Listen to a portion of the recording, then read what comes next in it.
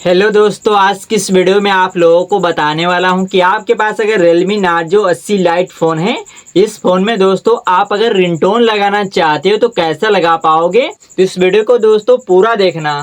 Phone में आप अगर मनपसंद की रिंगटोन लगाना चाहते हो तो कैसे लगा पाओगे।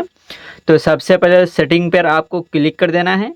उसके बाद आपको नीचे आ जाना है और यहाँ पे लिखा होगा साउंड एंड वाइब्रेशन, इस पर आपको क्लिक कर देना है। उसके बाद आपको नीचे आ जाना है, यहाँ पे लिखा होगा फ़ोन रिंगटोन सिम 1, ठीक है। इस पर आपको क्लिक कर देना है। आप लोग यहाँ से आप मनपसंद की रिंगटोन लगा पाओगे दोस्तों, ठीक है। यहाँ से मनपसंद की रिंगटोन लगा सकते हो, ठीक है। उसके बाद बैक आ जाना है और यहाँ पे देखोगे रिंगटोन लिखा होगा। रिंगटोन की जो वॉल्यूम होती है जोर धीरा कर सकते हो, ठीक है।